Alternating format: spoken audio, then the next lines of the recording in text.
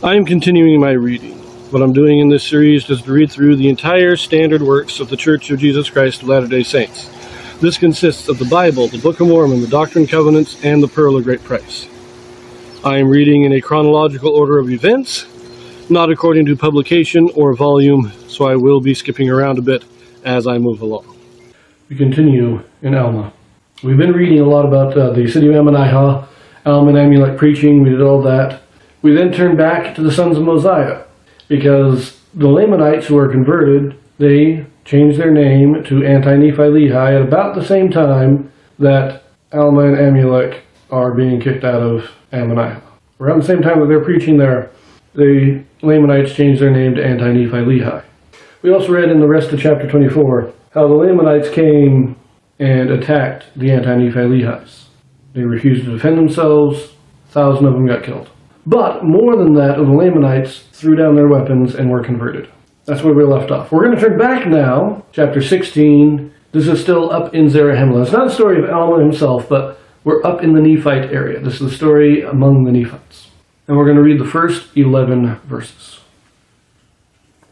The Lamanites destroy the people of Ammonihah. Zoram leads the Nephites to victory over the Lamanites. Alma and Amulek and many others preach the word. They teach that after his resurrection, Christ will appear to the Nephites. And it came to pass in the 11th year of the reign of the judges over the people of Nephi, on the 5th day of the 2nd month, there having been much peace in the land of Zarahemla, there having been no wars nor contentions for a certain number of years, even until the 5th day of the 2nd month in the 11th year, there was a cry of war heard throughout the land. For behold, the armies of the Lamanites had come in upon the wilderness side into the borders of the land, even into the city of Ammonihah, and began to slay the people and destroy the city. And now it came to pass, before the Nephites could raise a sufficient army to drive them out of the land, they had destroyed the people who were in the city of Ammonihah, and also some around the borders of Noah, and taken others captive into the wilderness. Now it came to pass that the Nephites were desirous to obtain those who had been carried away captive into the wilderness. Therefore he that had been appointed chief captain over the armies of the Nephites, and his name was Zoram, and he had 2 sons, Lehi and Ahah.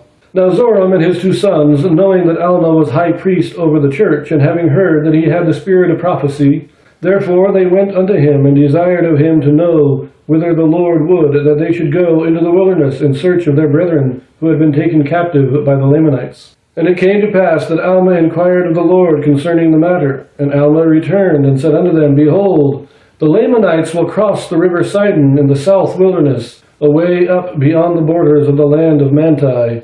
And behold, there shall ye meet them on the east of the river Sidon, and there the Lord will deliver unto thee thy brethren who have been taken captive by the Lamanites. And it came to pass that Zoram and his sons crossed over the river Sidon with their armies, and marched away beyond the borders of Manti into the south wilderness, which was on the east side of the river Sidon. And they came upon the armies of the Lamanites, and the Lamanites were scattered and driven into the wilderness. And they took their brethren who had been taken captive by the Lamanites, and there was not one soul of them had been lost that were taken captive.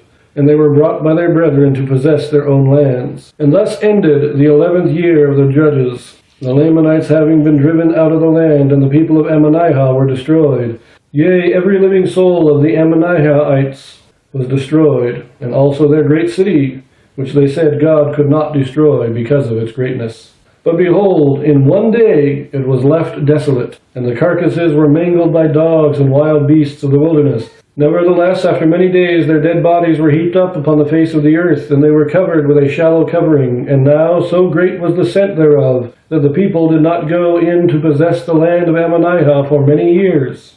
And it was called Desolation of Nehors, for they were of the profession of Nehor, who were slain, and their lands remained desolate.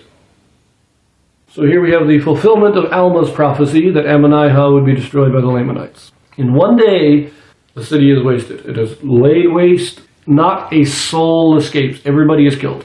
And then the Lamanites continue. They raid a little bit in the surrounding areas. They hit Noah. They hit a few other places, take some captives, and then they retreat. But they don't simply go south. Remember, they're on the west. Ammonihah is up somewhat north of Zarahemla on the western side. They're coming back down and then crossing over to the east. Not sure why, except that I think that But the land of Ishmael is also somewhat in the west, and that's where the anti-Nephi-Lehi's are. And the Lamanites have decided they didn't want to fight them. So they had come over and they had attacked the anti-Nephi-Lehi's, they stopped that, and then they went from there up north, attacked Ammonihah, but then they're coming down, and they're coming out, and they're avoiding the anti-Nephi-Lehi's. They cross side and come to the east, and that is where Zoram and his armies meet them, drive them into the wilderness, scatter them, rescue all the captives. A couple of things to note here that I think are, they tell us something about the people, I think, and that Zoram is now the chief captain. When Alma was the chief judge, he also led the armies. But then he gave up the judgment seat to Nephiah, and now Zoram is the chief captain. This is only a year or two after he gives up the judgment seat, because it was in the 9th year that he turns the judgment seat over to Nephiah, and this is the 11th year. I think that when Mosiah, he set all this up, and he set the chief judge as both the military and political leader. But then Alma leads the people against the Amalekites, and he is severely injured, to the point where he can't go fight anymore. The people are concerned. If we send out our chief judge as the head of our armies and he gets killed, what do we do? And so after he turns over the judgment seat to Nephiah, Nephiah appoints a chief captain, the first chief captain that we read about among the Nephites. He is Zoram, and he is the military leader while Nephiah still holds the judgment seat. And so we have this first division of the political and military leadership being separated. We also see that Zoram and his sons, and it doesn't say just Zoram, it says Zoram and his sons, they knew who Alma was and they sought his advice. This tells me that Zoram was not a dictator in his military leadership. His sons were his counselors. His sons gave him advice. They worked together. He was the chief captain, so he had the final say, but his two sons, they were the two captains under him, and they kind of formed his executive council over the military. And they follow the directions of God through Alma, and they're able to rescue the people. I'm going to leave that here.